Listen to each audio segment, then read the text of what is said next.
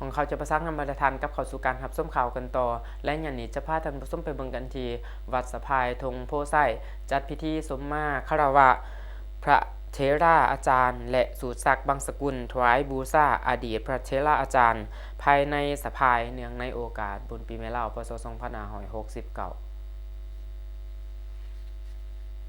ในวันที่1พฤษภาคมนี้คณะสงฆ์วัดธงโพไส้กลุ่มสะพายพ้นไส้บ้านใหญ่สะพายเมืองสนสมบูรณ์ได้จัดพิธีสมมาคารวะพระเถราอาจารย์ภายในเขตสงฆ์สะพายเนื่องในโอกาสปีใหม่ลาวพศ2569และสูตรศักดิ์บางสกุลถวายบูชาอดีตพระเถราอาจารย์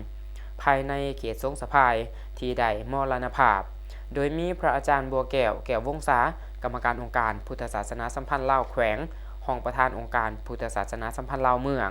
ประธานองค์การพุทธศาสนาเขตสงฆ์สะพาย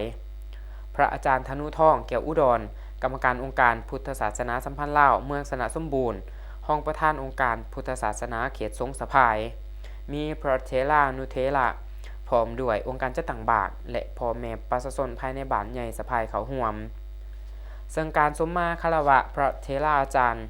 และสูตรศักดิ์บางสกุลพระเถราอาจารย์ภายในเขตสงฆ์สะพายเนื่องในโอกาสปีใหม่ลาวพศ2569ครั้งนี้ก็เพื่อเป็นการแสดงถึงความหูบุญคุณมายังพระเถราอาจารย์ที่มีพรรษาแก่และอุทิศส่วนบุญกุศลให้แก่พระเถราอาจารย์